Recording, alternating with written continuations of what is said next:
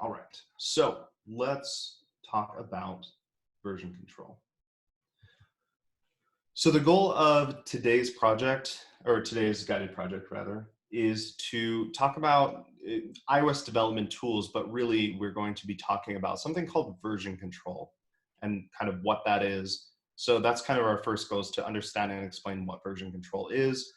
And then all of this is going to be talking about how to use Git. And then we also have a little bit with GitHub, kind of with these last two objectives here.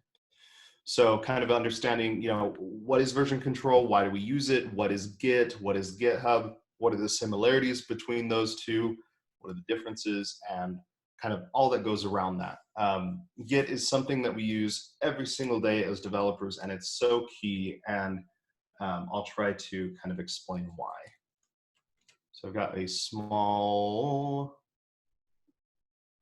keynote presentation we're going to look at. Okay, so just like every day, you've only been here for a day, just like yesterday, please feel free to ask questions, and especially when I'm in a presentation, it takes up all of my screens, so I can't actually have Slido up at the same time, or I can't see it. So if you want to just unmute yourself and ask any questions you have, feel free to at this point. Again, you're not going to make me mad or offend me by interrupting me. I can't answer any questions you have unless I know that you have the question itself. So, okay, what is Git? I want you to kind of think back to your high school or college days, and I would kind of assume that everyone's done this, but maybe not. Give me like a yes or a no if you've done this when I kind of explain this. I remember when I was in high school, I would, for like my English class, I'd have to write an essay, and I'd do something like I'd write my essay and I'd go up and do like save as my essay rough draft, and then I'd save it, and then I'd be like, okay, I'm gonna keep going the next day or whatever, and I'd say my essay rough draft 2, and then you'd say like my essay rough draft final, and then you'd say like final draft 2, final 3, or whatever.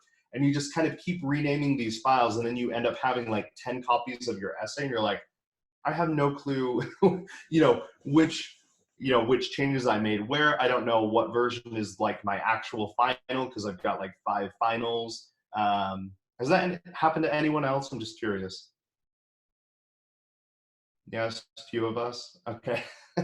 So Git basically solves that problem where we don't need to save a bunch of different copies of our files, when we're developing any kind of program, but for us, like an iOS app, there's a lot of time and effort that goes into it, and it's just not something you can write in one sitting.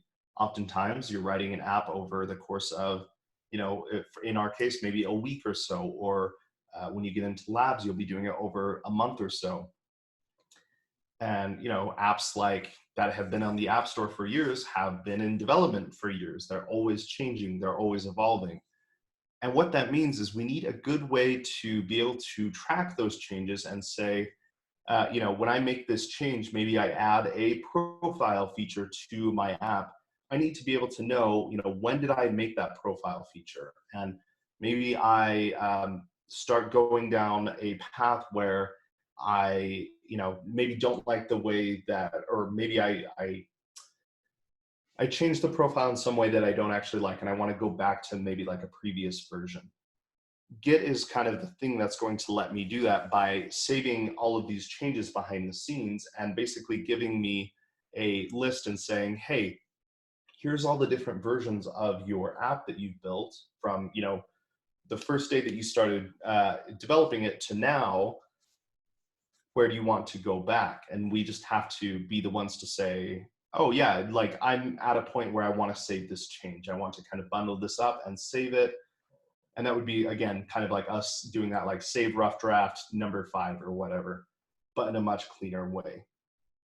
So it lets us kind of track the changes, and it's fantastic, especially when you are developing something for such a long period of time, even a week or even a month, you'll sometimes look back at your code and be like, I don't actually remember writing this, or I'm not quite sure what this is doing.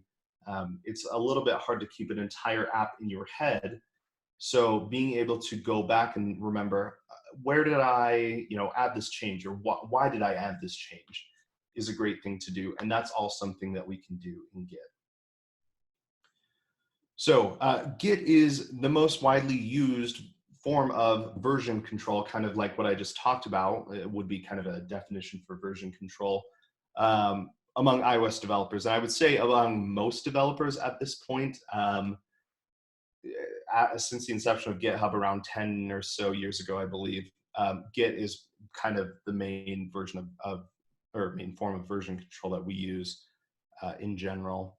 There are a couple other ones, although I'd say you are going to be pretty hard pressed to find a place that uses something else like Subversion or Mercurial. I only know one person that uses Mercurial. He works at Lambda School, but he prefers it because he's kind of been doing this for a long time. So Git is something that you will use every single day of your life, multiple times a day. So let's talk about what it is, kind of how it works. So think of this as a journal, right? If you kind of have this magical journal where if every day you made a journal entry and you were able to say, these are the things that I did today. I went to the park, I did a little programming, I did this and this and this. And you signed it with the date and you said, that's what I did yesterday. Sweet. You would just be making a journal entry maybe every day, every week, however you wanted. But the cool part is you could look back at that journal and remember what you did at a specific time. That's kind of what Git is. It's just like a journal for your code, your programs, and it doesn't actually have to be for code, although oftentimes it is. But sometimes we want to make sure that the journal is sort of safe. So as an example, if you're writing the journal in a physical book, then if your house burns down or you lose it or something, then it's gone forever, right? I'm kind of trying to like put this into real world terms, if that makes sense. If it's confusing, let me know. But what you could do is you could instead maybe use an app, like some sort of journaling app. There's one called Day One, for example, that lets you do like a cloud journal. So, if you lose your iPad or your iPhone or whatever, it's saved on the cloud. That's kind of where GitHub comes in. GitHub is a service where you can sort of store all of these changes to your code and store them, on a server somewhere. And that would be right here. So we call, I always forget that I can't do this. Well, I can kind of do it. We would call kind of anything that we end up saving, like one journal book for our app, like for our app that we're building, a repo or a repository. So every app would probably have its own repository. Every day, like every afternoon project, for example, that you'll be working on, will be its own repository. We actually saw one of these yesterday with that GitHub link that I had you go to yesterday from that, you click that clone or download button, you said download zip. That's a GitHub repo that we're kind of talking about right here. So from this remote repo, we could say, well, maybe I just got a new computer, or, I've just taken maybe this is today's afternoon project, for example. In order to start working on that afternoon project, I need to get it onto my computer. And so what we're going to do is do a command called clone. What a clone does is it will take that entire repo with all of those changes and basically download it to your computer so that you can start editing it. The thing with cloning is that you get all of that history. It's like you get the entire journal and you can go back and look at, a week ago, what did I do? Whereas the downloading to zip is like you just get kind of like the most recent journal entry, and that's about it. You just kind of pull a single page out of the book, but you lose all of that history that kind of came from before that journal entry. Does that kind of make sense? Any questions on that? So oftentimes we don't end up using that download zip very often. It's really useful for when you don't know about Git, but from now on, we'll be generally having you clone these repositories because that context of all of that history ends up being really important. And it also will kind of keep a connection between these two places so you can get that code back up easily as well.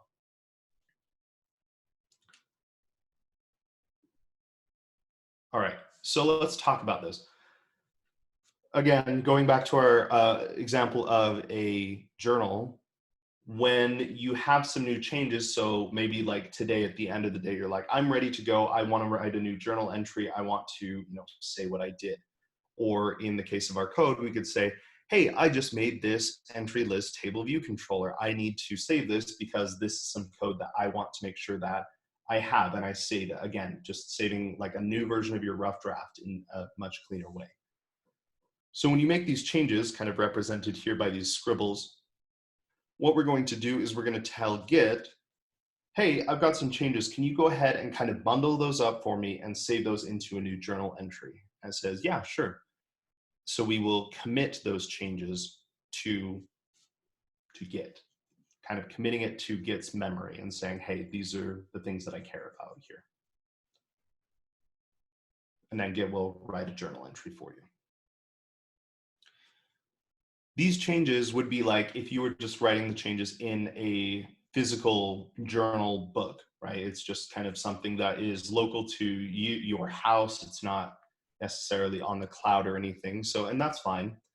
But what we could also do is maybe say, well, I want to make sure that, if my computer dies, if I, if I need Skylar to get these changes as well, maybe we're working on a team together and he needs those changes, then I can give those to him. So the way that we would do that is called a push. So we're going to push the committed changes. Maybe this is my computer over here and Skylar's is over here. I have my changes that I've just committed or kind of saved. I'm going to push those up to somewhere remote, which would be like GitHub. From there, Skylar can see those changes and he can then pull those down. So the push is just the process of getting those up to basically a website somewhere, a server somewhere. Any questions on that?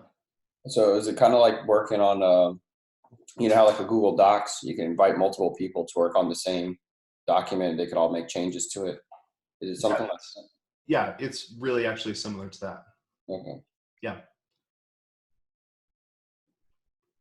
And so it would be more like a Google Doc that you can all, well, that's kind of besides the point. Never mind. Yes, in a sense, yes. So from here, if Skylar wants that, then what he has to do is pull that down to his local computer, because again, you can't really work off of GitHub. I mean, you kind of can, but like in any real kind of sense of the word, you can't. So he needs to get those changes. So I want to go back here because this looks awful similar to this clone here that I did earlier. So what's the difference here? The difference is a clone is like taking that entire journal and saying, hey, now I have a place to like download those journal entries to. Saying I've kind of got the book here, maybe it's blank or whatever, but I've got the book. A pull would be like, I have the book down here, but maybe it doesn't have, my new journal entries. So Skylar's going to get those journal entries and download them to his journal. Does that kind of make sense, the difference there? Or not really?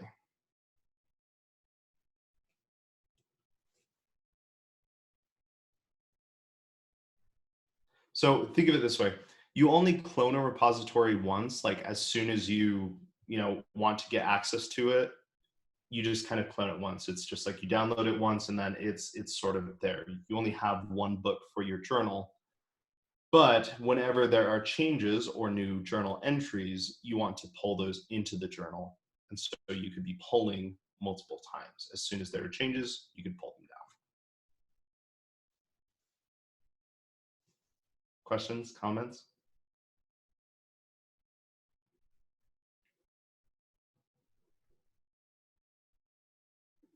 Okay. All right. So that's kind of really all I want to talk about with, Can you show us a pull request? yeah, we'll be doing pull requests at the end. Yep. That's kind of all we're going to get into on top of pull requests. Uh, there's a lot more to get, and we're going to kind of have a follow-up discussion in probably 2 or 3 weeks. Yeah, probably 2 weeks to kind of go more in depth with things like branching, merging. But right now, it's not anything that you need to know about, and I think it makes it a little bit more complex and overwhelming than Git needs to be if I just kind of throw all of everything that Git can do on you at once. So we're going to kind of skip over that. Okay, so we have a couple different things that we need to talk about in order for us to understand how Git is doing all of this, how it's saving these changes, and how it knows what changes to save. Okay, so Git has kind of three main parts here. The working directory, which would be, let me do this.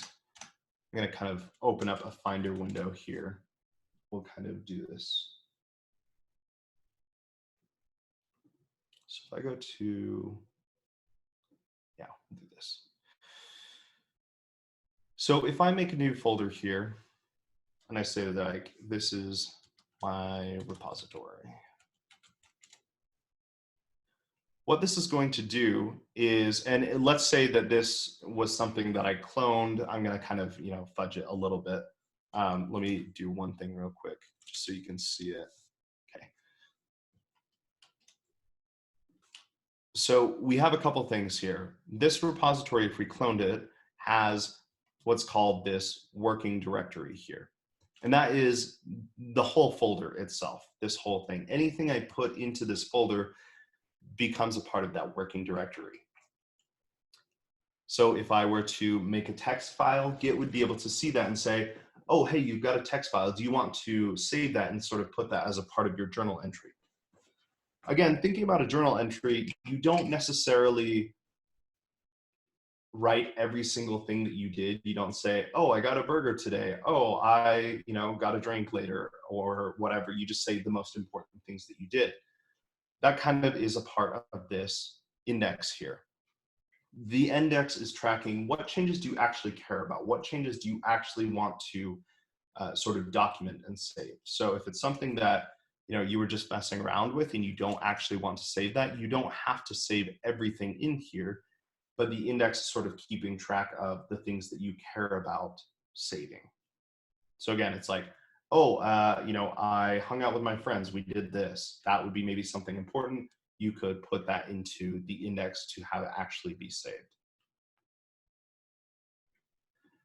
And then finally, we have this repository, which is this .git folder, and this is hidden, and we'll talk about this, but this repository is everything that Git is using to track these changes.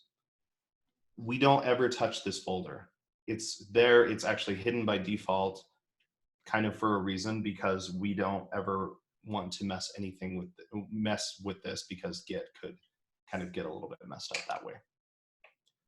But just know that all of the things that are kind of keeping track of any changes to our repository kind of live in this Git folder here. The biggest thing is the working directory just being anything I put into here. So if I put this like MP4 in here, Git would know about that and it would say, hey, is this a change that you actually want to save up and send to Skylar or whoever else is working on this project with you or not? Do you care about saving this or not?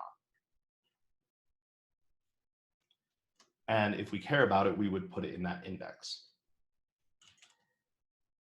So at this point, this is like very conceptual. I understand that. So let's kind of actually get into building this out and kind of using this here.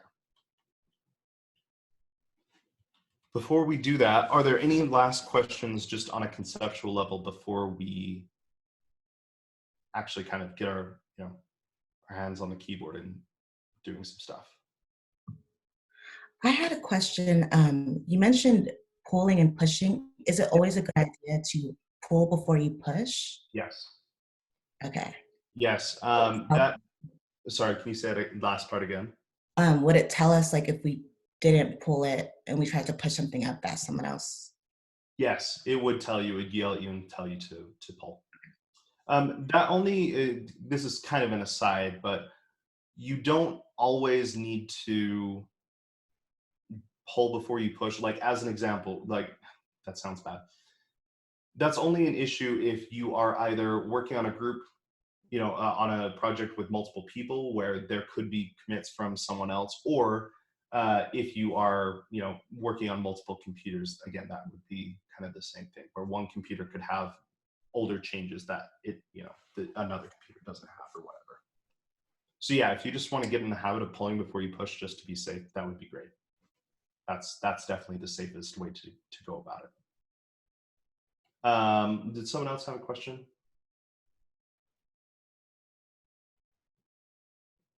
What does this have to do with terminal when I was going through the video? Yeah, perfect question. We are going to use Git and do kind of all of the things that we just talked about: committing, pushing, pulling, cloning through the terminal. So using the command line to do it. That's kind of how it was originally written. I'll say this now I'll say this now.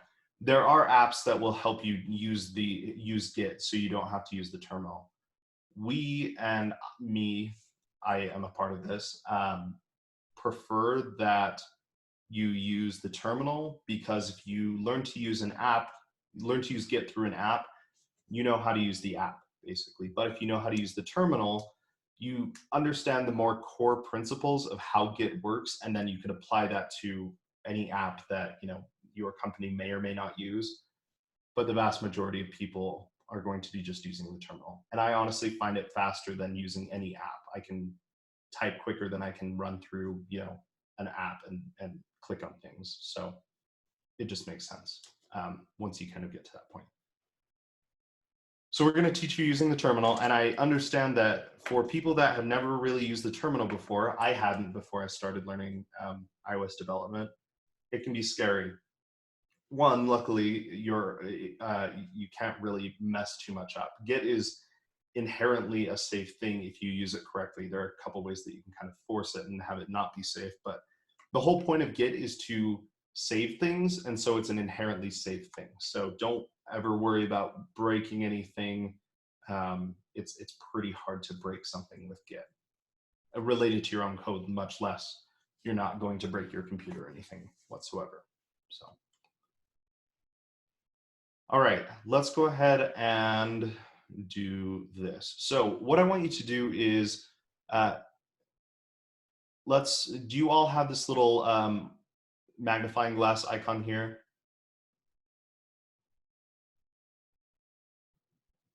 Yes? Okay.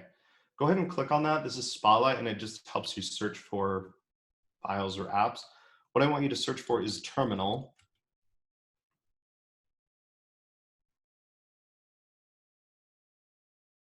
And just hit enter on that so you can open it.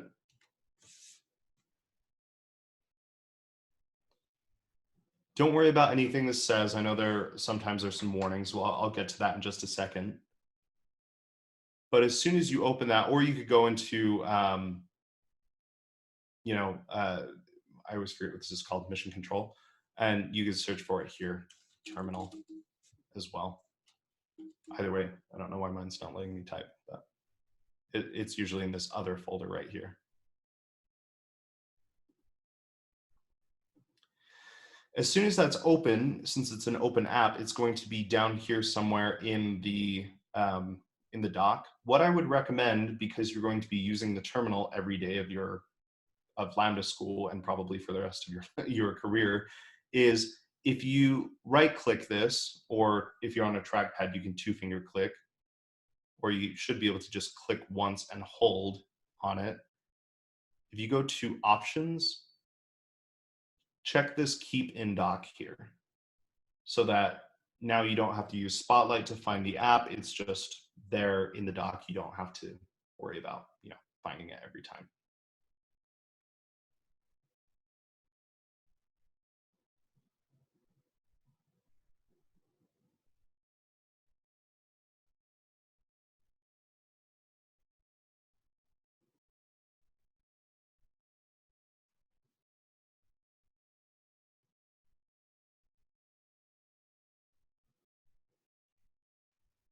Okay, can you give me a little yes check mark in that participants Zoom list when you have that done there?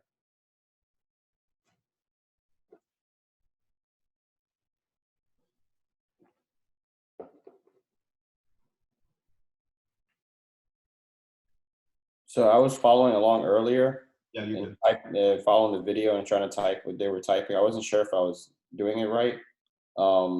And then I just exited off of terminal. Did it save any of those things that I typed in there?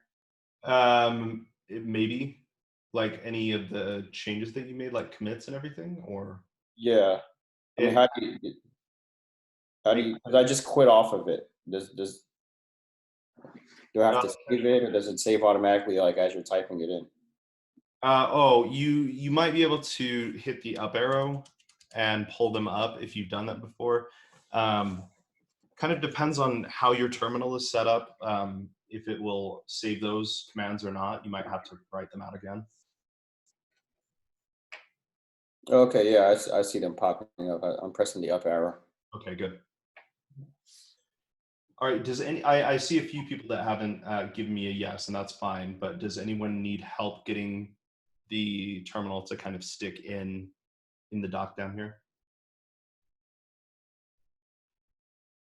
Okay, cool. Okay, quick thing with this terminal here.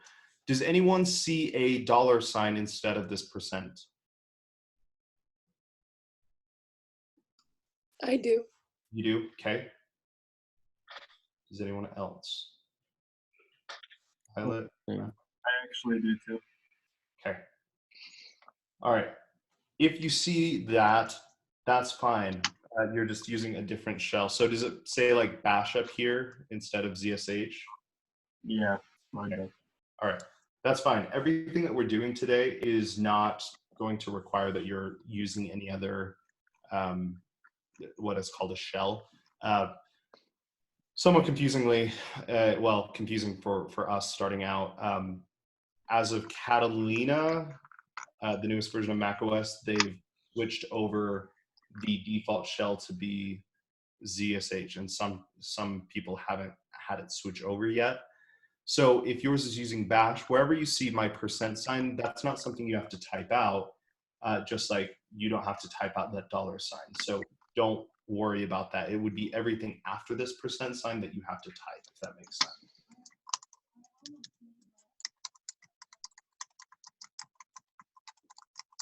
Any questions about that?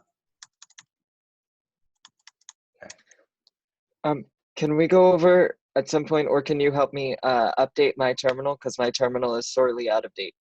Sure. Yeah, no worries. You can definitely do that. I also, I personally use something called OhmyZSH, which it makes it a little bit nicer to look at and easier to use. You kind of get a little bit more stuff for free. So I've recorded a video on that if you want to use OhmyZSH, which I'm not using right now because it looks different. So.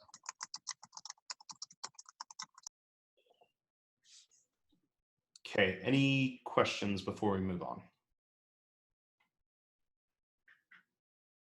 Okay, what I'm going to do is I'm going to pull up my GitHub, and I don't actually know if I still have that repo. I can make a new one. Yes, I do have it. Sweet. Okay. All right, I'm going to give you a link in the iOS 17 channel. So go ahead and go to that on your computer. It's this GitHub repository.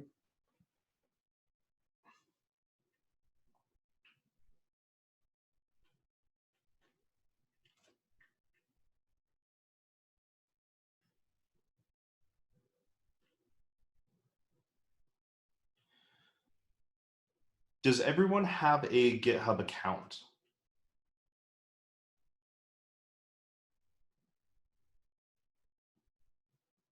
I don't think so. Okay.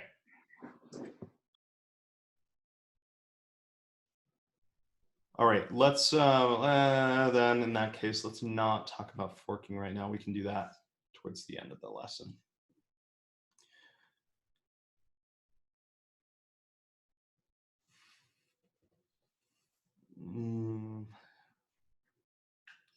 Yeah, let's wait on that. Okay, so let's talk about this. This is a GitHub repository that I made just for last cohort. We can see that it's got my username here. So this is a repository that I own. So this is kind of like my journal, but it's public right now. So anyone can access it.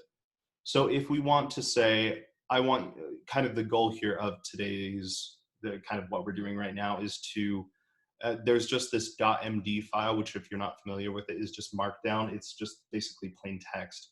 Well, kind of plain text. And it's got, you know, my name and my favorite color here. What we're going to do is we're going to clone this down.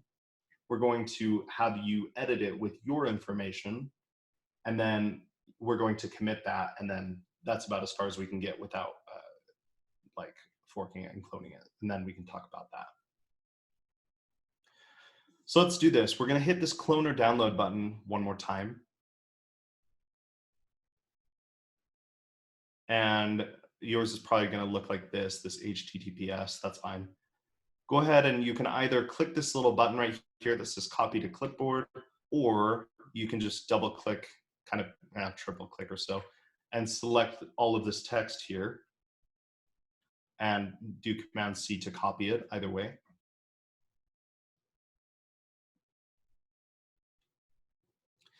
And so this is going to be, this is really just a link to this GitHub repository that we can say, hey, Git, can you go to this website here and clone this journal so that I have a copy on my computer that I can actually edit and access.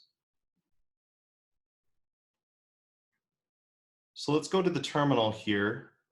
And before we actually clone this, I want to talk about some terminal usage here. If you've never used the terminal before, it can, again, be a little bit kind of scary. So let me pull up a couple things here. So we're going to start with this. I'm actually just going to pull this into a new. There we go. Okay. So there are a couple commands that are super key, and I'll give these to you so that you don't have to write them down or anything. But let's talk about these. Really, at its kind of most base form, without getting into a ton of commands or anything, the terminal is a way of just textually letting you navigate through your file system. So as an example, if I pull up a Finder window, for me, it starts out in my home folder. It may not for you, but that's kind of not important right now. It starts me out of this Spencer Curtis folder. If I go to my terminal here and I type this pwd, which stands for print working directory, it will show me the current directory's path or wherever I am sort of navigated to in my terminal, which happens to be ironically the same folder. It may not, again, be the same folder for you. But what I want to show here is really all of this stuff that I see in here is really accessible right here as well in my terminal, just kind of in a different format. So as an example, if we use another command, which is this ls, it will list the files in where I'm at right now, and you'll be able to see this a little bit better. So if I do ls and type enter, then we can see, if I kind of hide my hidden files here, we've got applications, this Creative Cloud Files desktop, downloads, documents, everything is the same here. So there is an in-terminal way to say, oh, I actually want to go to my documents folder.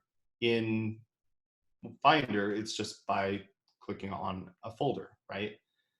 In Finder, or sorry, in the terminal, all that we have to do is use this CD and tell it where we want to go. So if I say, and I'd like you to do this with me, let's go to CD documents. So all I'm really saying here is go to this folder right here, my documents folder. Then it's like, okay, cool. Here's one thing about the terminal you need to know. If it looks like nothing happened when you hit enter here, that means it probably worked. most of the time it's going to tell you when something doesn't work, but not when something worked. So as just kind of a gut check here, we could say pwd again and see where are we at now.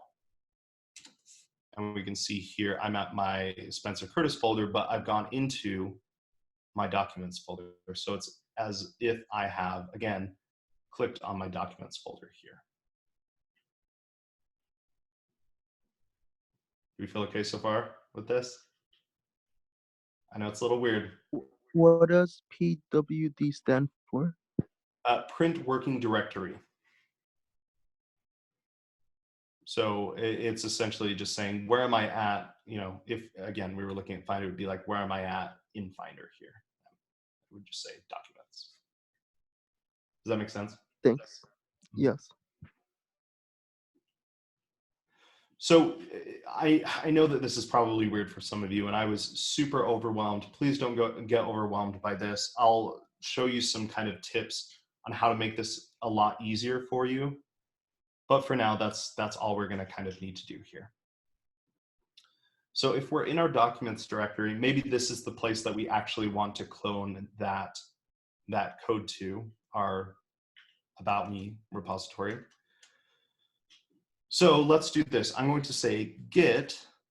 So every git command, like pushing, pulling, cloning, committing, is all going to have the word git before it. So we're going to say git space clone space, and then we need to tell it where we want to clone it from.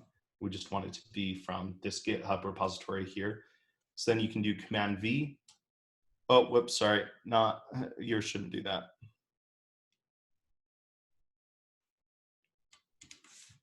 I'm gonna just grab this URL again, hit Command V, and it should paste in that URL that we've copied from this GitHub repository over here.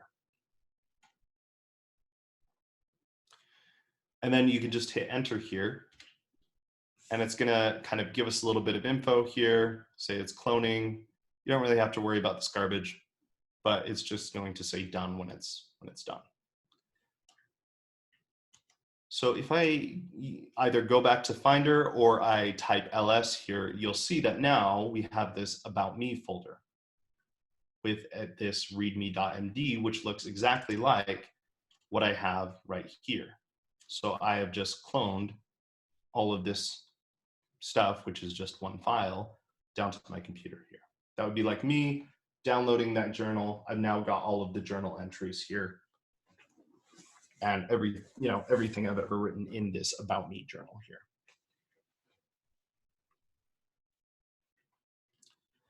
Does anyone need me to go over that again? We all feeling okay? Are we confused?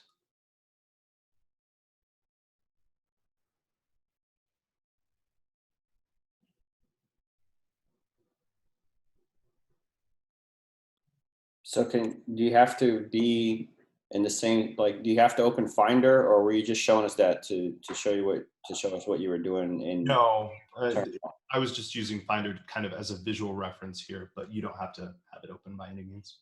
Okay. Just wanted to show you, really all it's doing is just downloading that over to somewhere on your computer. That's all. So we could just type in, like you typed in, just type in like CD documents and Yep. then paste it, but we don't have to have the Finder window also open with it. No. Okay.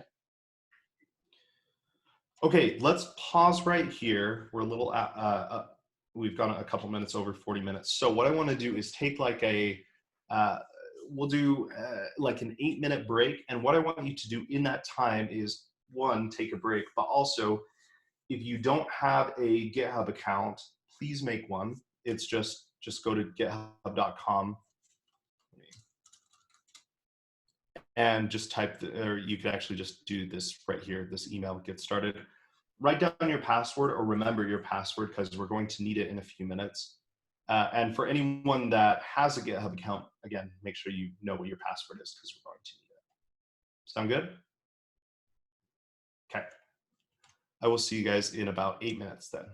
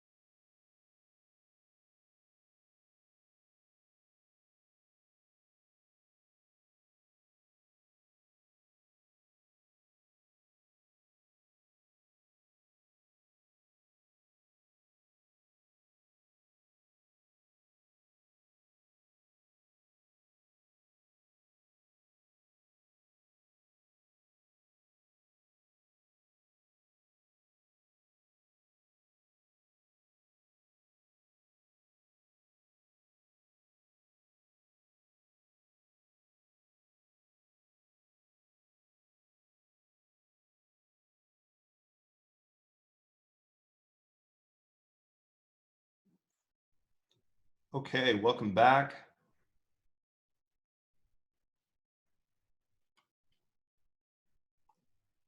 Go ahead and turn on your camera when you get back, please, and then we'll get back into this.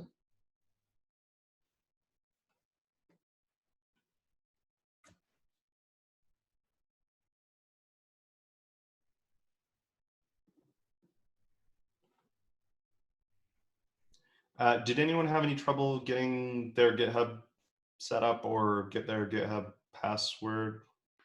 It asked me why I was creating one. Like, is it for work? I said I'm a student. Does it matter which one of those you choose? Is it going to affect what you No. can do? Nope. Okay. You're good. Yeah, no, it's not going to affect it in any way. I didn't actually know that they asked that.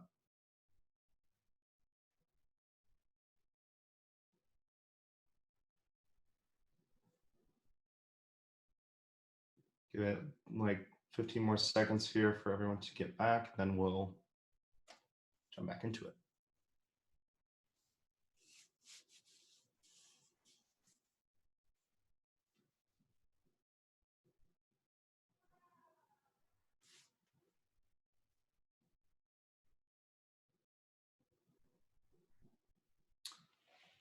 All right. So let's go through this process again. What I'd like everyone to do is, if you're not logged into GitHub, go ahead and do that. So you can just hit like the sign up button on their main page. And if you're logged in, you should see like this little icon right here. You should be able to say, you know, signed in as whoever.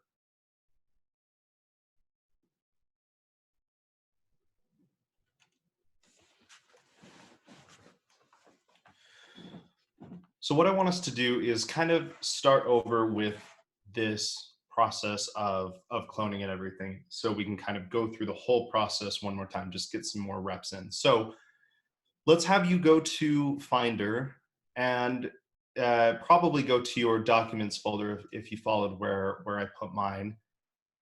Just find this About Me folder just in Finder.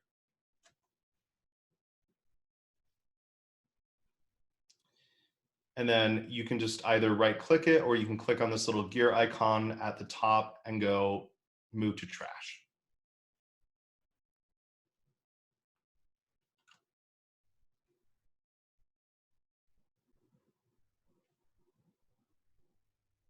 So we're going to kind of just start fresh here.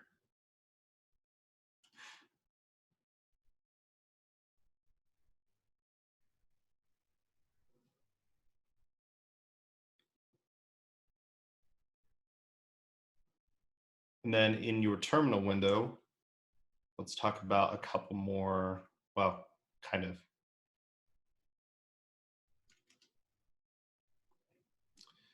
So one cool thing that you can do is if you just type CD and hit enter here without giving it like a directory that you want to go to, again, it's going to look like it didn't do anything. But what CD does is it will put you back to your home folder here.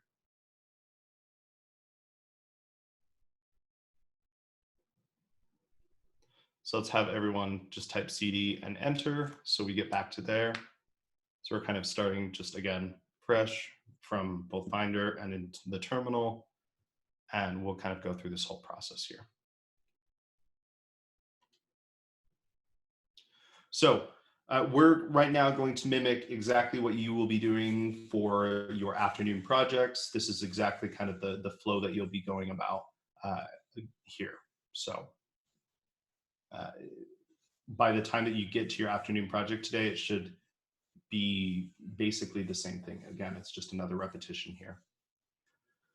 So let's all go to Safari or Chrome or whatever you're in and jump back to this About Me GitHub repository. And again, if you don't have that up, it's just the looks like the second to last message that's in the iOS 17 channel. And now what you can do is you can click, if you're logged in, you can click this fork button right here. I can't fork my own repository because I own it. But you can click this fork button, and what it's going to do is it's going to show, well, let me just like fork a random repository here and you can kind of see what it looks like.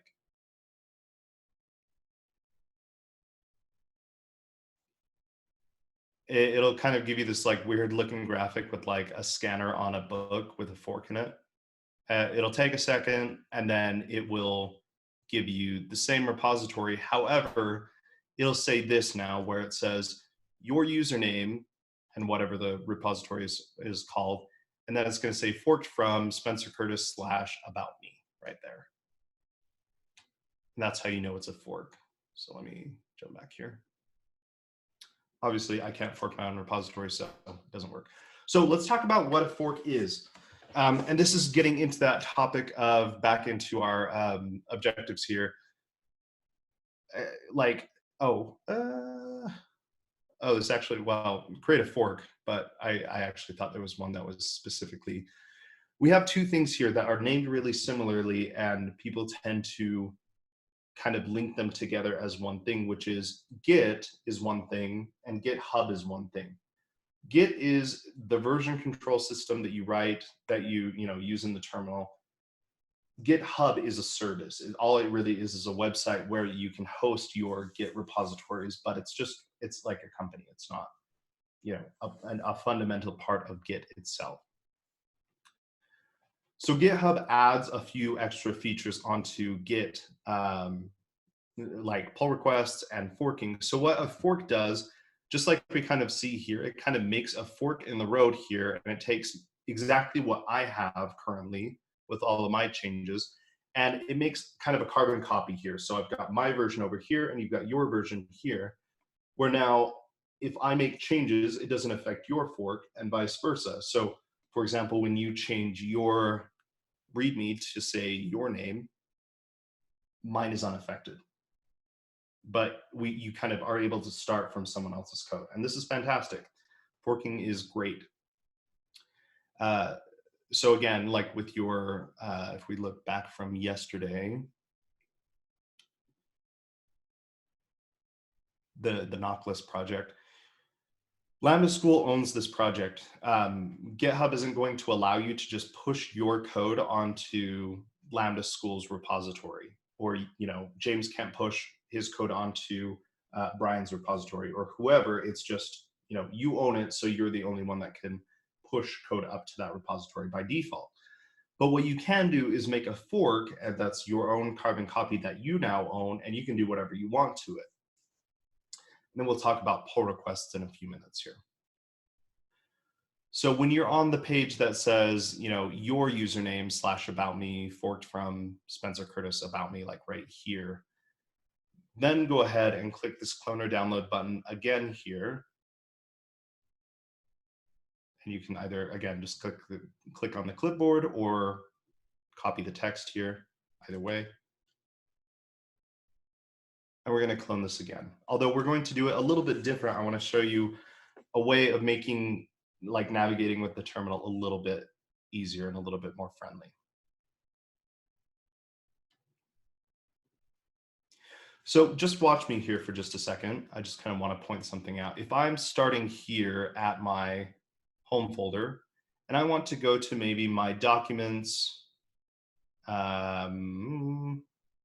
developing folder or something like that, what I have to do is I have to do cd documents, then cd developing. Kind of have to do it one at a time, although you can, although you can say like cd documents / developing like that if you wanted to do it kind of in one fell swoop. But you have to specify every single sort of folder that you want to go down, and it can be a little bit of a pain. So what you can do to make it easier on yourself is kind of use the terminal and Finder in conjunction with each other, where I'm trying to show, I'm back on my home folder here. What we can do is if I type cd space, like if I'm going to navigate to some folder, what you can do is I can just go over to Finder and be like, this is the folder I want to go to. I can click and drag it right into my terminal window and let go, and it will fill out that whole path for me. And then I'll get to exactly the place I want to go. So I don't have to do that level by level. So let's all do this together here. So if we were just wanting to go to our documents, it's only one level, but still. So I'm going to start in my home folder here, and I'm just going to look for documents. The key thing here is you need to make sure that you type CD and then space before you drag it over, or else it's not going to work. So key thing right there, CD space. And then I can just grab documents, pull it over to my terminal window, and let go. And it can be anywhere in the window, it doesn't matter.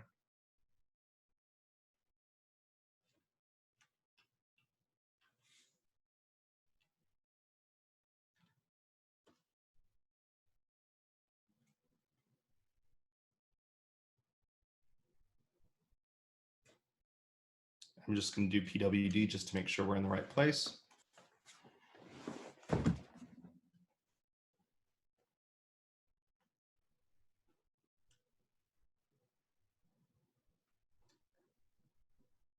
anyone have any questions or need me to do that again?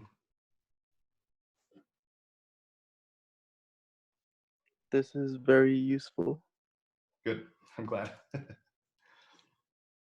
Trying to make it as like the least amount of scary as I can, because I remember how I felt with the terminal at first. Pick up a couple of tricks and it's really not that bad though.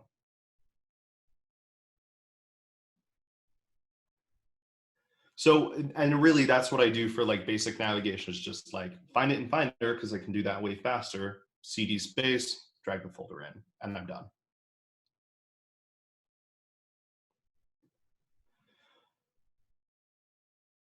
Okay, so once we're there, let's go ahead and do that git clone again. So we'll take that URL, and that should already be copied. So we should be able to just say git clone space, and then Command V, or you can right click and just click paste.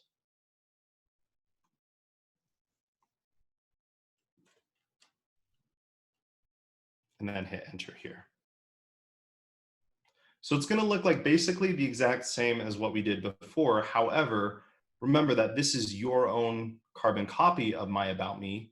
So now when we change this, you'll actually be able to push it up.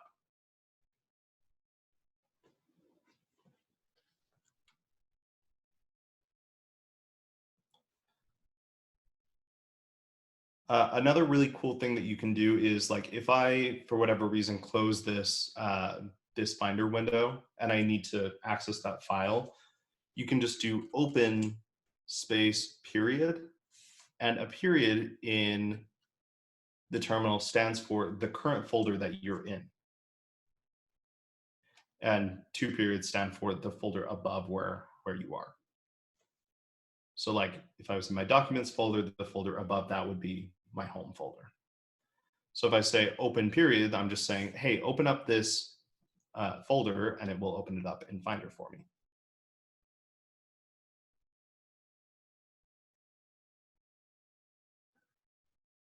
So then let's find About Me right here.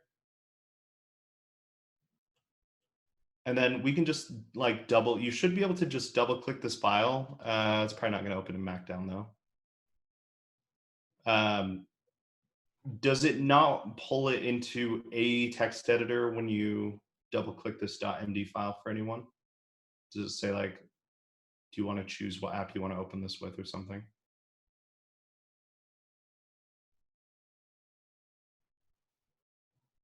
It looks like it automatically opened with Xcode for me. Okay, that's great. I would assume that's going to be the case for most of you, so I'll throw it in Xcode as well. It just needs to be some text editor. It doesn't matter what it is.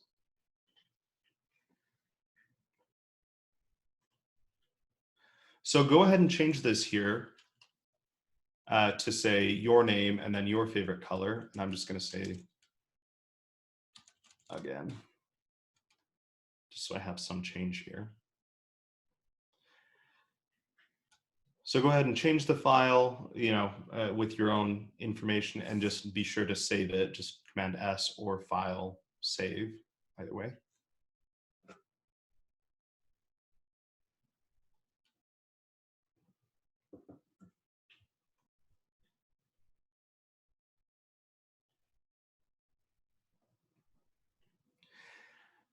while you're doing that, what we're doing here is essentially mimicking, us writing that journal entry. So we've just kind of done our activities for the day. I've said, sweet, these are the things that I care about, writing down in my journal.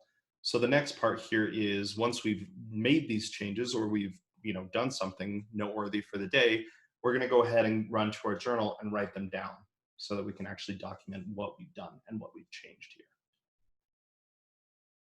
Will you give me a yes in that participants list when you have this changed and saved here? And if you need any help, please feel free to unmute yourself and we can get you. How did you save the change again? Is it under file? Yeah, so file, save, or you can just do Command S. As long as it doesn't say like in parentheses edited here, or no, not in parentheses, as long as it doesn't say that, you should be good. So just take Command S and that should take care of that. Does anyone need me to go over anything again? I'm more than happy to. Got like half of us that haven't given a yes. So I'm wondering. How do I put the yes on the participants? Sorry, can you say that again? How do you put the what? The yes on the part. Yeah. Do you on the participants list at the bottom? There's like a little green check mark. Do you see that? Let me see. Hold on.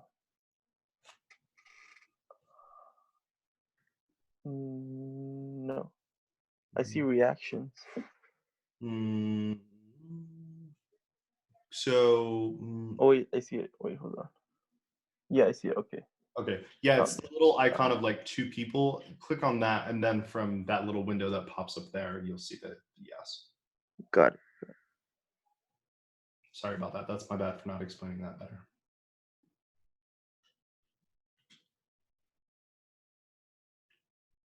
Okay, again, we've got like 6 or 7 people that haven't given a yes. Does anyone need help, or we're just struggling to find that yes button, which is completely fine? I can't find, so when I go into my documents, I already pushed it through, but it's not showing up on my side, on my Finder in the documents. Okay. Did you go to the documents folder here? Let me make that a little bigger. There we go. Did you like CD to documents first before you close? Yeah, I did CD documents, and then I did it, and then it said it went through, but I can't find it on my documents folder. Okay. You could go over to this little icon right here, and you could, let's see if you, how do you do it? Well, you could do it by name, or you could do, if you do this like date added, it should probably put it at the top here of this folder.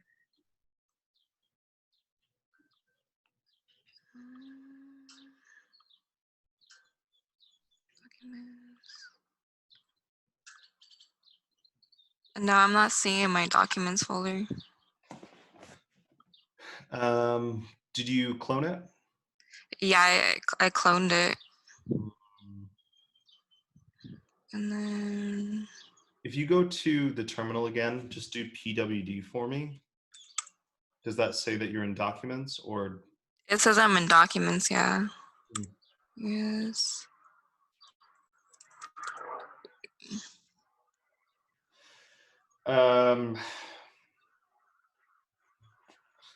I don't know.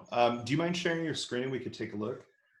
Okay, will I like exit out because I got confused, and then I tried cloning it again, and then it came up, it was already existing.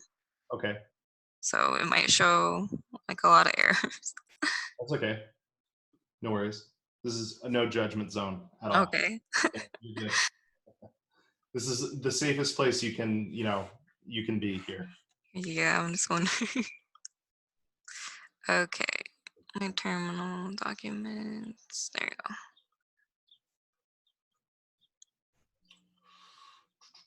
go. Okay, can you scroll up a little bit? Okay. Oh wait, Okay, yeah. Yeah, because I entered that. It's already there. Okay. So let's just do this. Just type cd space and then just do about dash me.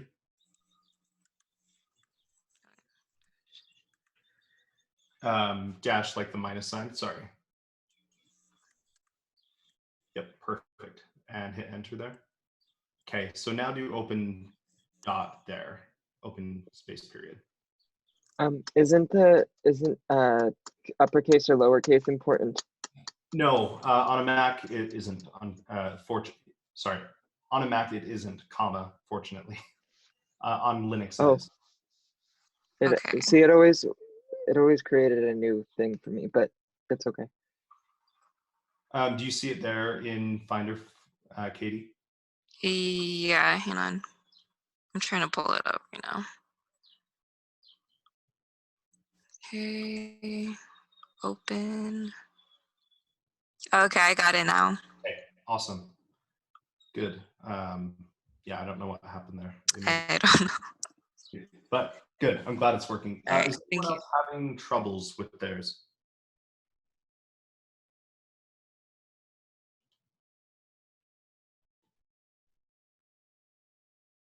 Okay.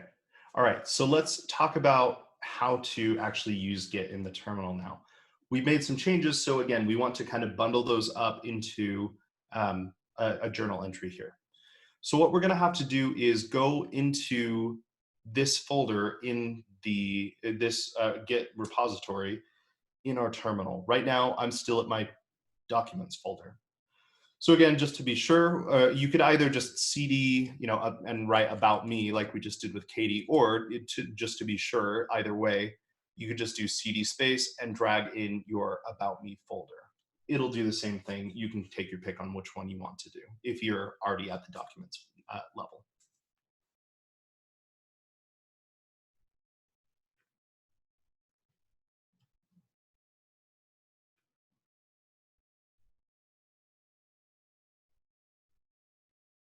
If you don't like seeing all of this text here, and I keep doing it just so it can look clean for you, but if you also don't like it, you can just type clear and it will, it's really just kind of giving you a little bit of space. It just scrolls everything down a little bit, but it's a little bit nicer to look at. Or dragging the about me folder, not just the file, right? Right, yeah, the about me folder, the whole thing.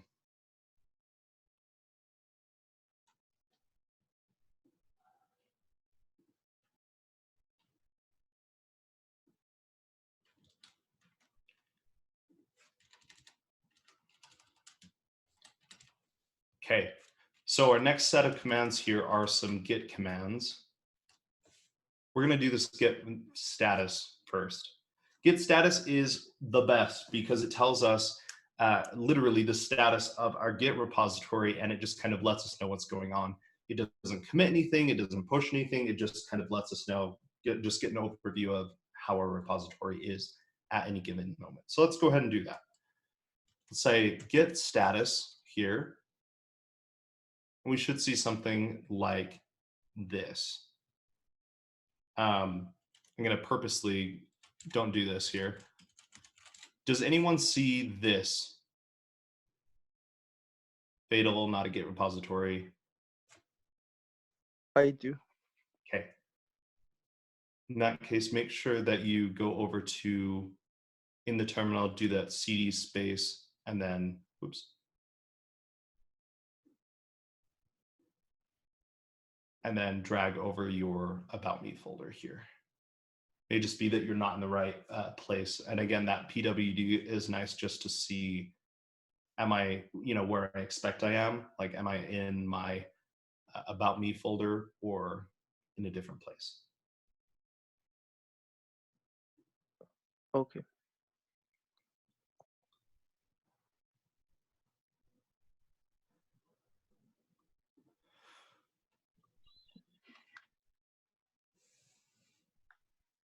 So kind of a key thing with this is as you're using Git, you'll be kind of committing and pushing regularly multiple times a day.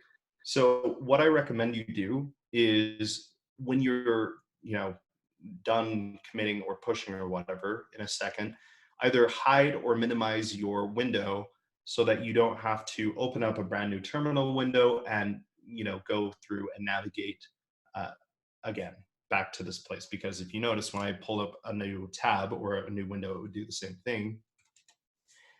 By default, it's going to kick me back to my home folder. So then I have to drag in the folder again, and it just becomes this whole process. So I generally just leave a terminal window up all the time. All right, so let's talk about what this is saying here. It's saying changes not staged for commit. What that means is Git sees that there are some changes, and specifically to our readme.md file, but it's not added to that index, or it's not added to the list of things that I actually want to put in my journal entries. So again, thinking about like real life and this being a journal, it would basically be, if I said git status, it would list out all of the things that I did for the whole day, down to the smallest thing of like getting a drink of water. What it then says is, hey, none of these are staged. So if you want to actually put this in your journal entry for the day, we need to add it to this index, or what you would maybe call the staging area. And it kind of gives us a hint here to say git add and then the file's name to update what will be committed. So in that case, we say, yeah, I want to update my readme.md. That's a change that I care about saving. We're going to do git add readme.md.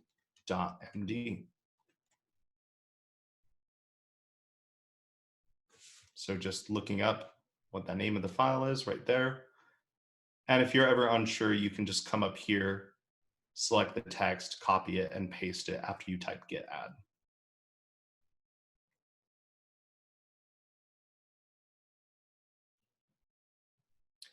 And again, this kind of continuation of, if something worked, it probably doesn't look like anything happened, and that's a good thing. So when I put git add readme.md, I hit enter, it looks like nothing happened. But if we go back and type git status, not that you have to do this, I'm just showing you here, it'll look a little bit different. Now it's going to say, oh, sweet, you've got some changes to be committed, or in other words, to be put in your journal entry. And it'll show up in green right here. So it says, that's ready to go. Do you want to write it in the journal now? We say, sure, yeah, this is the only change we have. So that's what I want to write my journal for today. So every time you make a change, Git will pick up on that change. If I add a new file, if I change this again, it would see that. And then in order to actually write that down in the journal entry, like kind of setting it in stone, what we have to do is commit them, like it says here. It says they're going to be committed, but it hasn't been committed yet. Or we haven't written that journal entry yet. So what we're going to do is we're going to say git commit. And then don't do this, but you could hit enter right here, and it would pull you into sort of an in-terminal text editor, which generally isn't very fun to deal with. So we're not going to do that.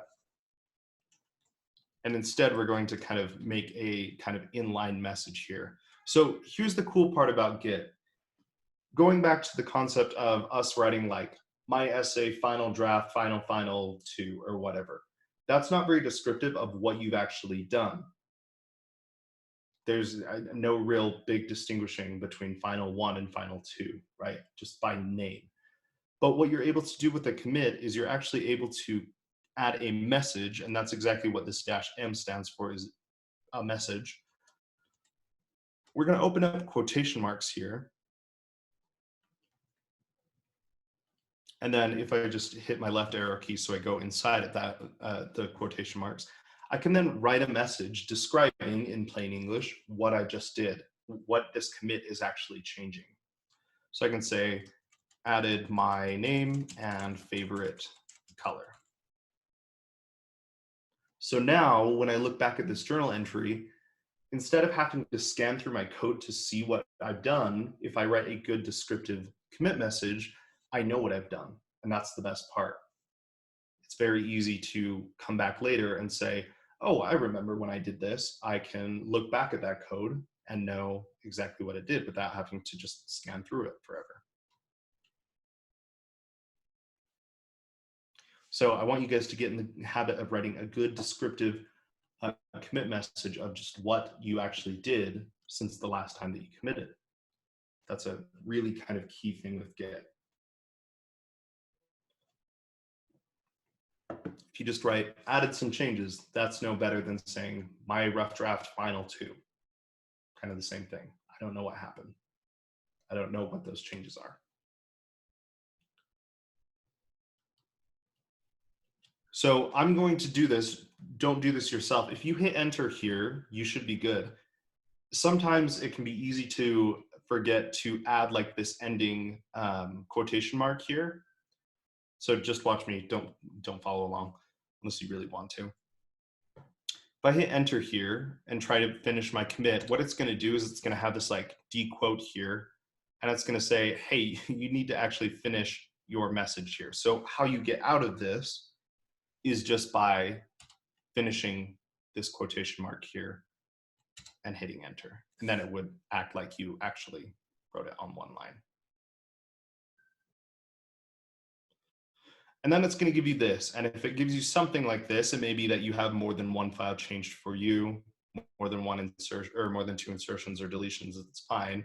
But this whole thing in general is what you should see, something similar to this. Does anyone not see something similar to this? Randolph? I just see your branch is up to date with origin master, nothing to commit. Okay. Did you make a change in this README file? Yeah. Did you save it? Yep. That's really weird. It shouldn't do that. If you do get status, nothing shows up. Oh, when I do status, it just says working tree clean. Yeah. Then it's like that didn't actually pick up on that change, which would be really weird. Alan, just make sure that your changed name and everything is there. Like click on it and see if it's changed. Yeah.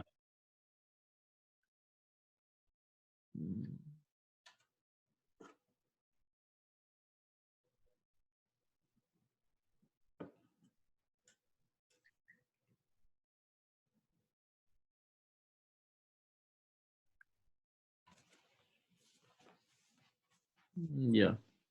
It's there. Dang. Yeah, it's changed. That is that's very strange. Interesting. Don't worry about it for now. Just kind of watch along with what we're doing. We're almost done with kind of this whole process here, and then I'll just kind of have the TLs keep an eye on you for the afternoon project and make sure that something like this doesn't happen for that. But just follow along as best you can here. That's really weird. Off the top of my head, I don't know. I don't even like just by like you sharing your screen. I don't think I'd be able to know what's going on. If you've been following along and you have those changes, it should pick up on that unless you're in a random different folder. Yeah, I don't know.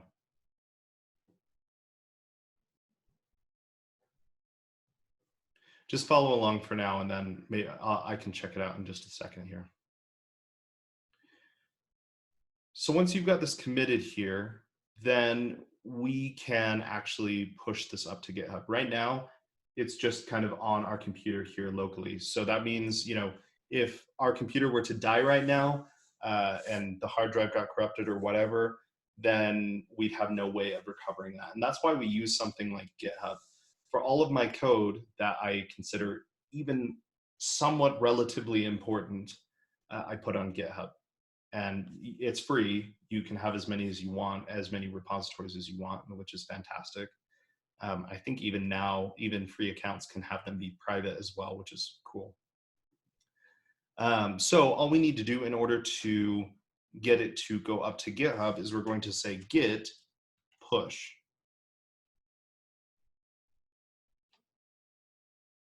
And it's going to kind of give us a bunch of garbage here. And then eventually it'll say something like this. It'll say to your URL, master to master, and then just give us kind of an open command so we can continue doing something. It might take a little longer than that. It kind of depends on your internet connection and your computer here, but you should see something like this.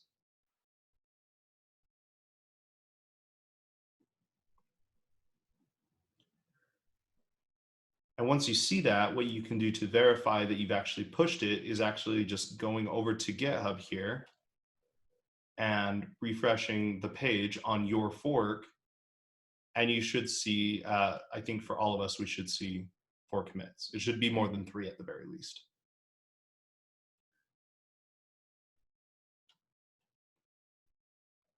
And right here in your README, it should show your name and your favorite color now. Can I see your terminal one more time? Mm-hmm. So kind of the last thing that we did here was we made the commit, and then we did git push here. So after I hit git push, it says username for github.com. Yes. Okay. This is where we're going to have to do a little bit of setup if you haven't done this before. So for that username for GitHub, you should put in your username. So whatever GitHub username is, right? And then you're going to want to put in your password. Although what I want you to do is just kind of pause right here and don't actually put that in. So just hit enter a couple times and have it just get back to like a normal terminal command. This goes for everyone that sees that. What I want to do is give you a little bit of keychain. I want to make it so that we can have you put this in your username and password in one time and you never have to do it again. Otherwise, it's going to keep asking you every time you want to push something like a new repository, and that's just annoying.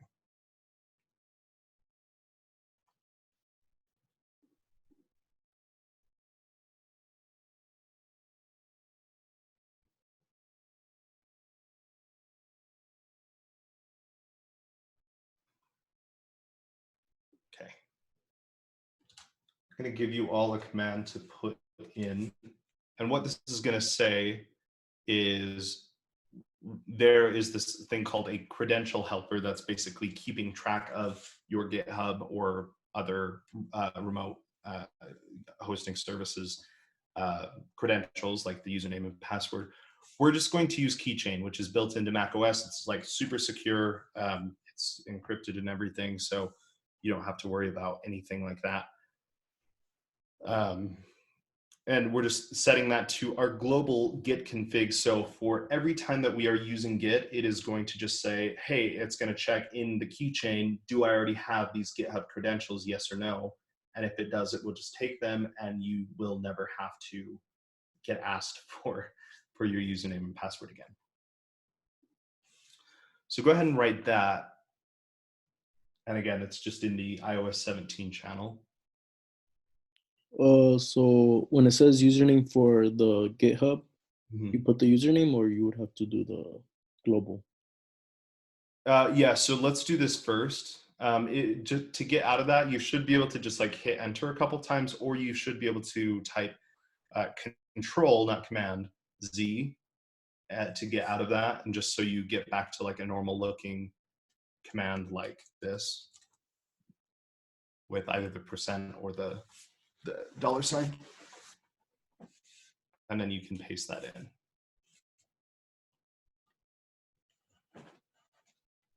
Does this work for the Windows version too? Ooh, no. Windows does not have keychain. That is a fantastic question. Let me.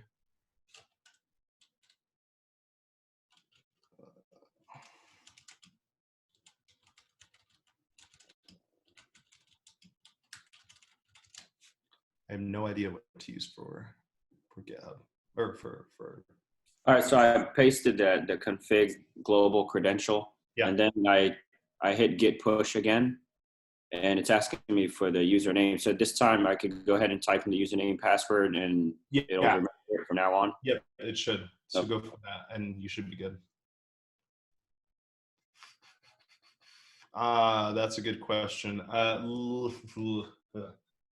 Let me ask and see if there are any instructors that know.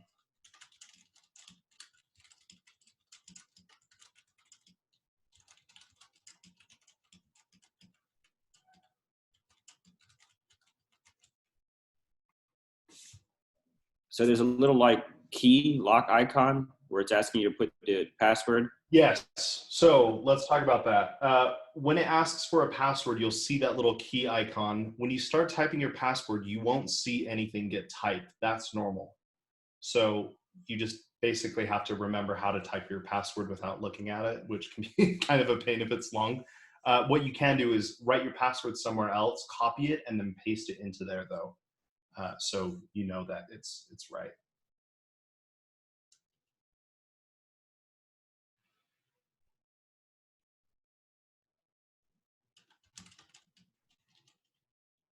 So should I start over by pasting the global credential.helper? No, you should. I hit enter because I thought it wasn't doing anything, and now I got this invalid username or password. So Yeah, so try git push again. yeah, just do git push again. You don't have to set that credential helper again. Okay.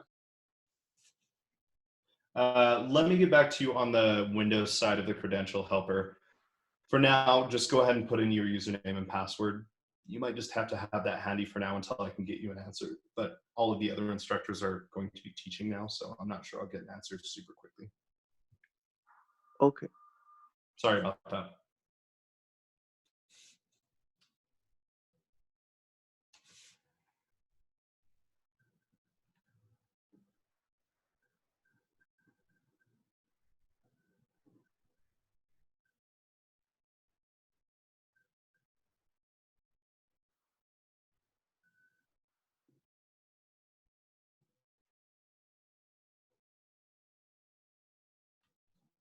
Uh, is it not working for anyone, or is anyone having any troubles with that credential helper putting in your username and password?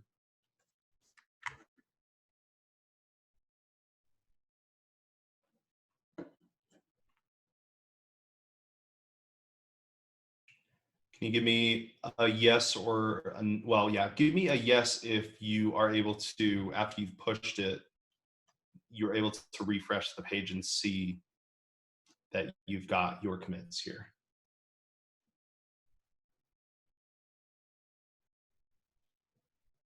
I know this isn't the funnest lesson. I apologize. It's like we have to get this out of the way because we're using Git every day. So we'll be getting into Swift and everything tomorrow again. So I apologize, but it's necessary as a programmer, and it gets a lot easier because you'll be doing this many times a day.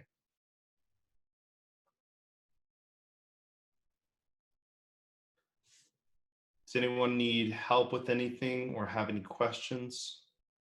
Mine says permission to my about is denied whenever I get push. So is it because of the thing you told me, or? I don't know. I'm just not familiar with using Git on a Windows machine. I don't know.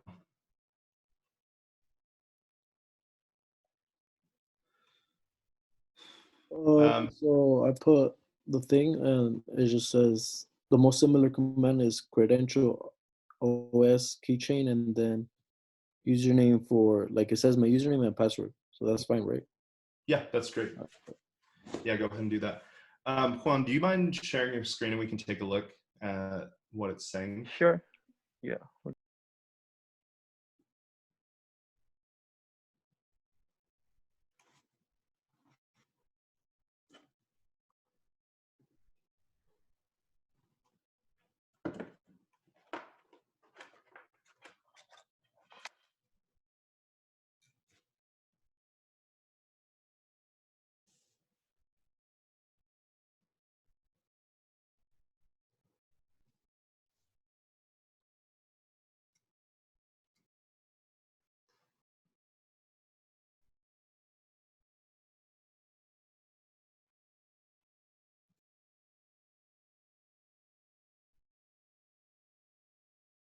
All right. Do you have the terminal? Can you hear me? Okay. Yeah, no, I can. All right. So this is what happens. Like,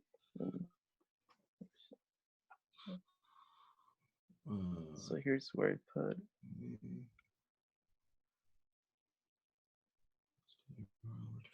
Interesting. I don't know if you see it. Right here's where I put get push. Right. All right.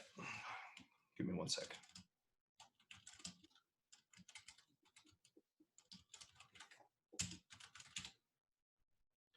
Slightly uncharted territory for me. Hmm. Uh,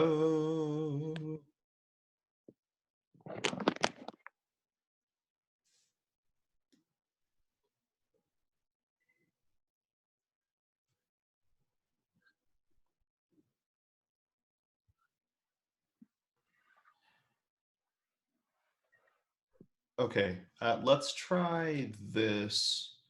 I'm going to send you well, I'll just put it in the iOS17 channel. You might have to go into, it looks like the control panel, and delete any GitHub credentials you've tried in the past and try adding them again. Okay. So let me, I'm going to steal your screen share real quick just so I can show you. It's this page here. So if you just scroll down to this part right here that has this green check mark, try doing that. And then let me know if it's not working after you go through kind of these 3 points here. Okay. All right. We're just going to be kind of talking here for a second, so no worries on getting behind or anything. All right. Okay, so that's the process. So from here, the next time that you have some more changes, you would say, oh, okay, let me just, again, take those changes. We'll add them. So we could do, get status. It's not going to say that I have any changes now. Make some changes, see what changes I care about, and add them and commit. So it ends up being that you, after you've sort of, I'll put this here. I'm going to say like step 0. We have to do this once. Or we'll do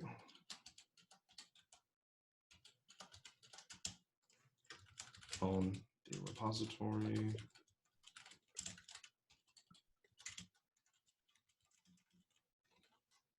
And then it ends up being, you make some changes, you add the changes, commit those changes, and push them to GitHub. And that's going to be kind of this process that you do over and over again.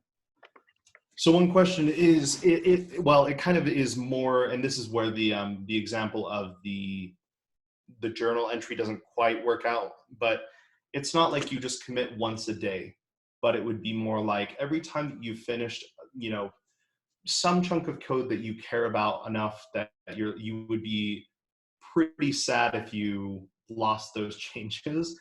That's kind of when you would want to commit. There's no regular interval. There's no rule of saying you have to commit every X minutes. Kind of depends. But as a general rule, just to get yourselves in the habit of committing, I would say every like 30 minutes would be fantastic. Getting into a really nice habit of committing often, kind of the whole mantra is like commit early and commit often. We want to have as much history as we can, and having a smaller history, or rather more commits with smaller changes in between, is a lot easier to go back to and find the changes from than it is you writing your whole app in one commit and being like, I have no clue where any of these changes come from. So committing often and committing early is kind of the goal here. That's the name of the game. So it's like multiple journal entries per day in a sense. Yeah, Violet. Do we do we push every time? Like if we're on a sprint, do we push every time we commit it? Yeah, either way, it's up to you. I'd say I am personally in the habit of, yes, just every time I commit, I'd also push. But if you maybe commit 5 times and you call git push, it will push all of those commits at once as well. So it's not like you have to, although for me, it's like, there's no reason that I shouldn't, because again, I want to make sure that those are saved somewhere else. So if my computer dies, I still have those changes. Okay, thank you. Yeah, great question. So if anything, I think to kind of begin with, and even for me today, it's hard for me to remember to commit sometimes if I'm just kind of in a flow of things.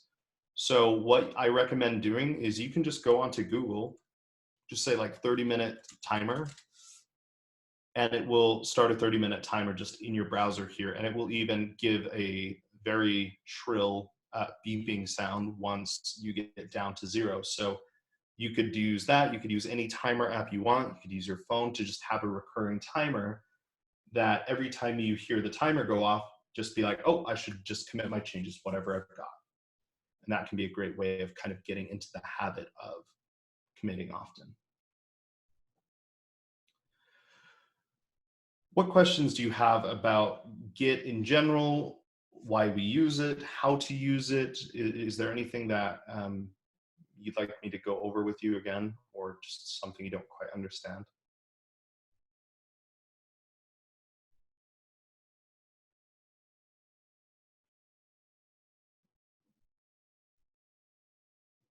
Okay. Well, here, let's do this. So if you'll all go to the Slido real quick, I want to show you kind of a cool thing that we'll be using.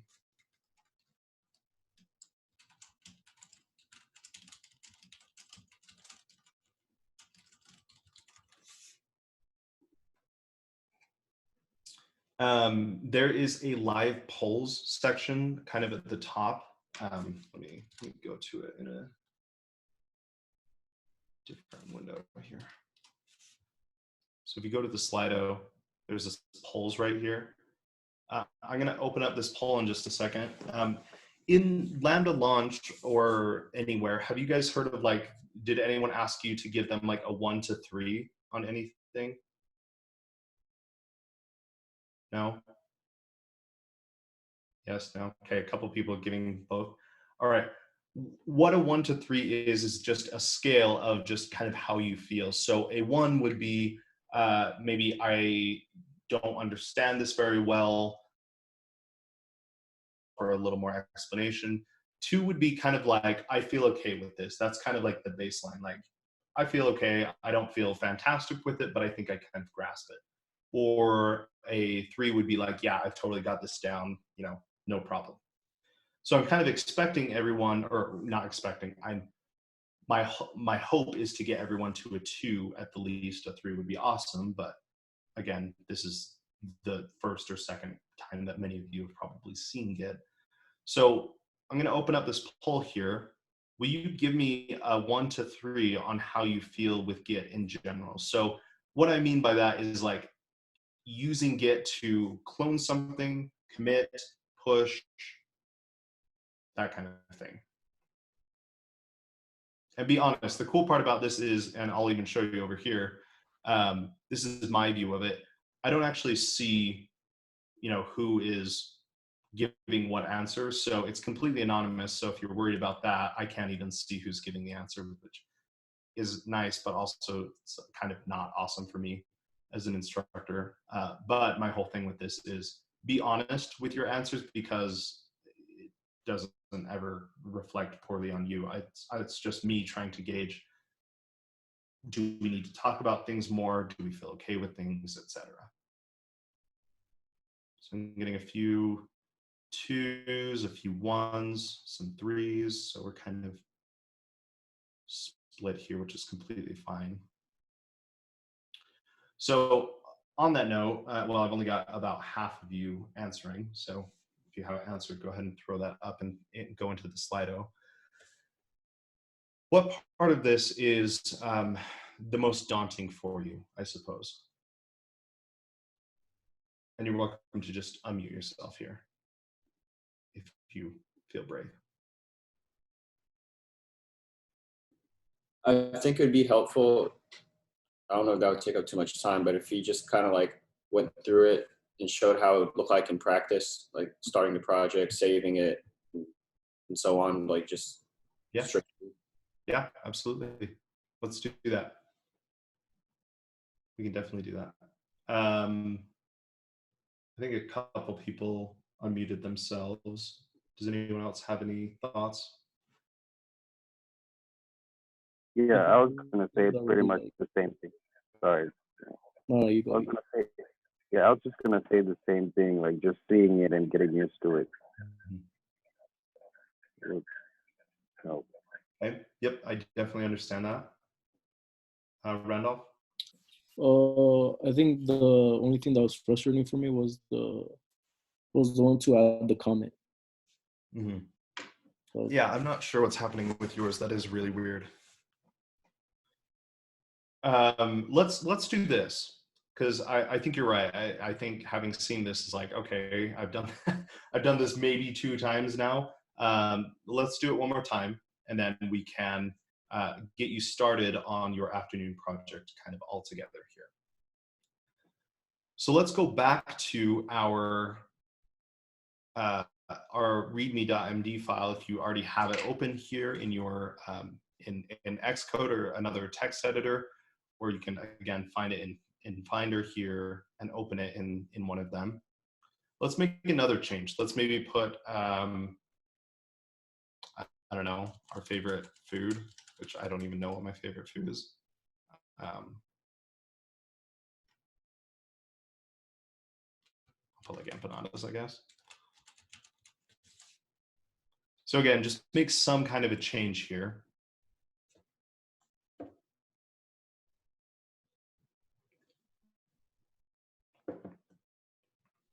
So let's go kind of back to this here. We've already done step 0. We've already cloned the repository and navigated to it, so that's done.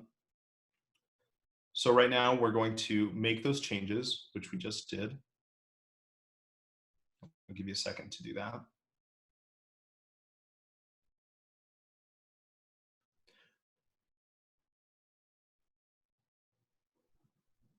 So then I'll pull up my terminal window again here. And let's just do git status just to kind of see what's going on with our directory again. And we can see, oh, it noticed we have some changes here. We just modified the readme.md again. So we can do git add readme.md.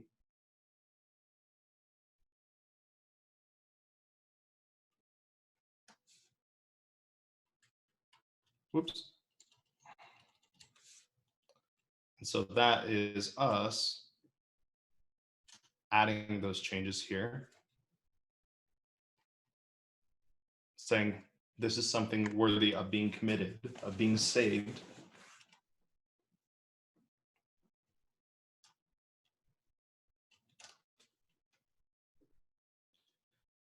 So you download the project, you Yep. make some changes to it, Mhm. then you go to the terminal, and what should be the first command you put in? Git add basically, although I tend to just do git status again because it gives me an overview of like what files have changed and what things I could add. So I guess like 0.5 of this would be like check the status if you really wanted to.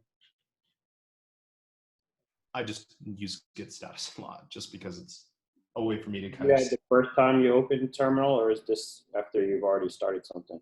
I've already had this open. Again, like I said, I tend to just leave this terminal window open all the time. As you know, as long as I'm working on a project, I'll just have this open.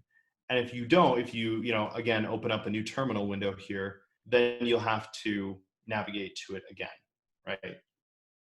So we'll have to say, let's go into Finder, do cd space, drag in our About Me folder,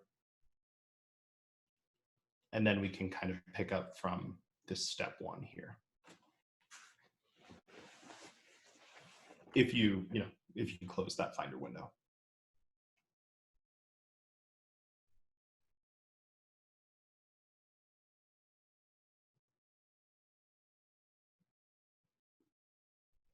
So remember that adding them is just saying these are the files that I care about making that journal entry for, but it's not actually writing the journal entry itself.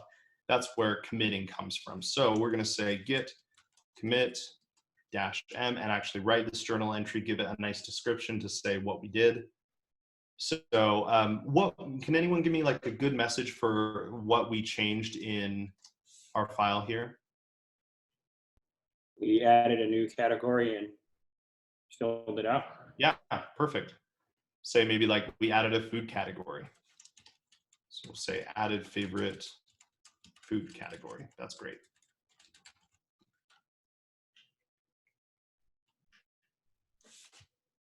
And so that is us committing those changes there.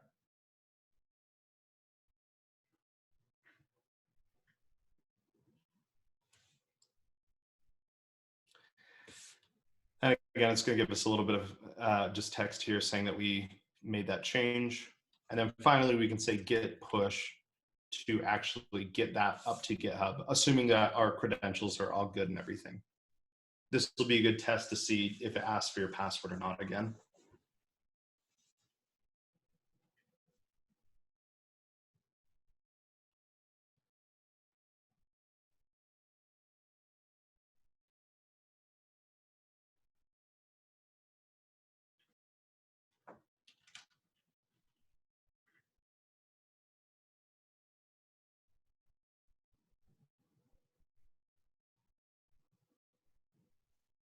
Is anyone's terminal asking for their username and password?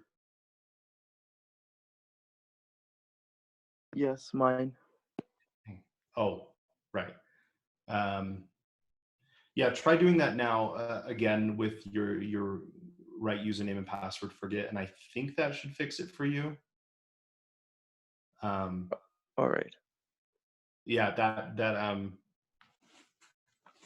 that Stack Overflow thing I had you do just kind of cleared everything out, and then hopefully it should only ask you this one time, but it might ask you every time. I'm not quite sure.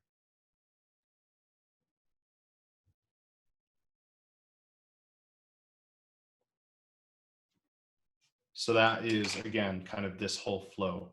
So this is that cycle that you'll go through every time you make changes every 30 minutes or every, X.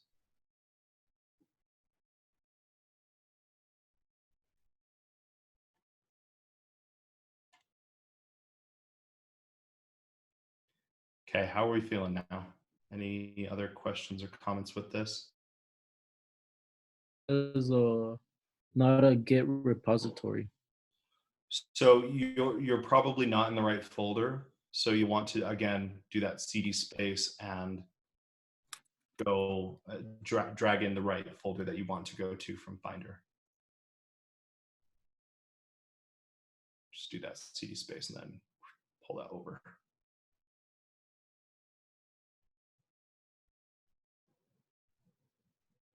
Again, for me, that's like the most annoying part, and that's exactly why I just leave this terminal window open all the time, so I don't have to navigate back to that every time I want to commit.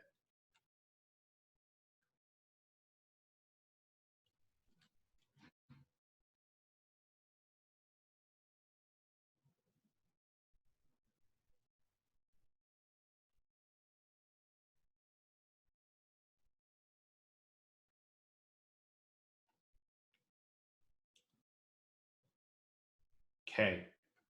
Are we okay to move on to one last thing here? Just get one more little bit of repetition. Okay, let's start fresh again. So we're not going to delete this, but let's get you started on your afternoon project here. So I'm going to give you a link to go to. It's just this project from Training Kit here.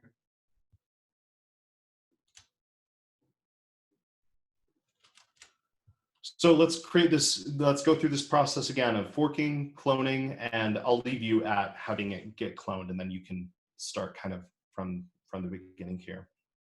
Real quick, just as a small aside here,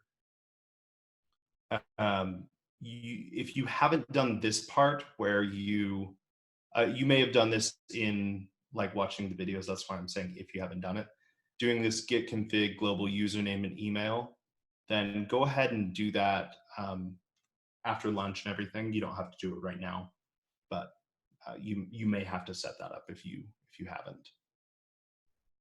And again, it'll tell you run these 2 commands here, and if it gives you back your username and email, you're good to go. If not, you'll have to do this kind of stuff here. So just kind of as an aside. So the details of the challenge are kind of your instructions here, and we're just going to do these 2 things here, just forking and cloning. And then I'll leave you guys for the afternoon project to do this kind of rest of this yourself.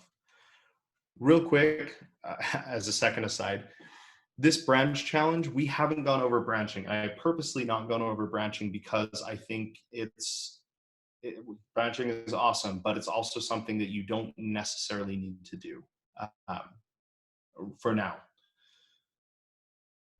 Try to do this. This is going to be a challenge because you have never done this before. So you'll need to learn about branching a little bit, and that's cool.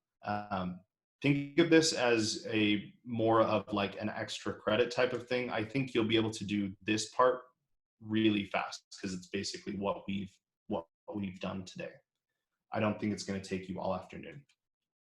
So this is a part of that design discomfort where we're kind of giving you a little bit of a challenge that we haven't talked about. So I'll find you some good resources for talking about what branches are and everything.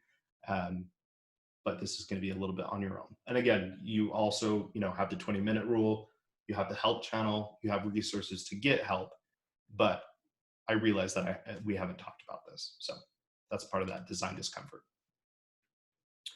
All right, let's go ahead and do this first part, which is forking it to our personal account. So let's just go up and we can see 1.3 thousand people have forked this, which I think is pretty cool. I've already forked this, so it's not going to show me that little fork animation, but it should for you. And then it'll kick us over to here.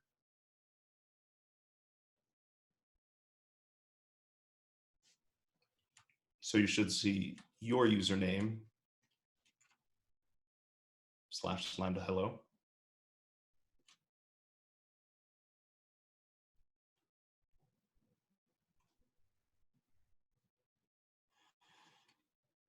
So let's do that clone or download button again, and we're going to download it. Or sorry, not download it, we're going to clone it. So let's grab this URL here.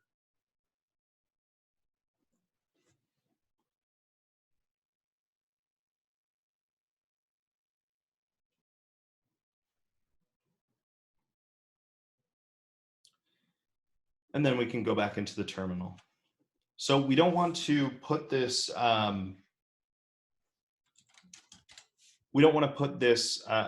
Lambda hello folder inside of my about me folder. So let's maybe go up a level and jump back to our documents folder. So we could either, again, just go, do cd space, excuse me, and then, drag in our documents folder, which is completely fine. Or we could do, well, if I look right here, if I do pwd, I see that I'm in about me. So the folder above about me is documents, which is kind of where I want to go. So what I can do is I'm going to say cd ... and remember that represents the folder above where I'm at right now, which in this case, again, is that documents folder.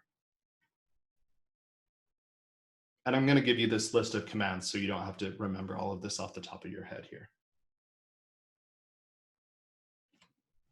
So if I look now, do pwd again, we see that I'm back in my documents folder.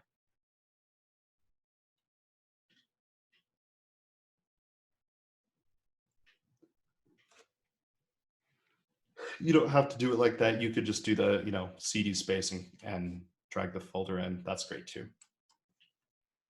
But from here, we can now do our git clone and then paste in that URL, just using Command V, or by right-clicking and choosing paste.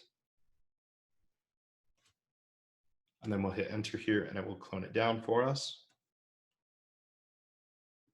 And again, we should be met somewhere with this Lambda Hello folder. As an aside, as you can kind of see here, I've got a lot of folders in my documents directory. So if you can't be bothered to find it, that's fine. We could do exactly what we did with Katie, which was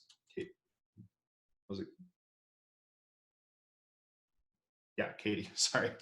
And we could just do CD, and then we could again do lambda dash hello. Whatever you called it here, whatever it says cloning into whatever is going to be where you could just CD into. And again, it's very much the same as you just looking in your documents folder and clicking on lambda hello and seeing what's in it. But if I look now, my terminal window is at the right place.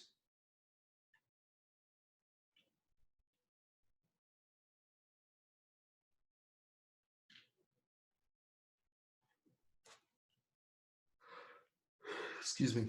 And that's where I'll leave you guys. So those two steps that we just did, the forking and the cloning, again, are these first two steps here. So you're good to get started on step 3 when you come back.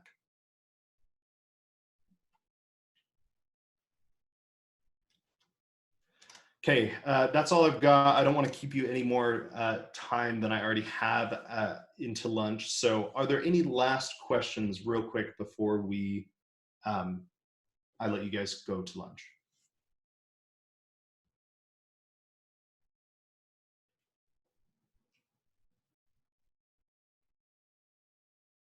Okay.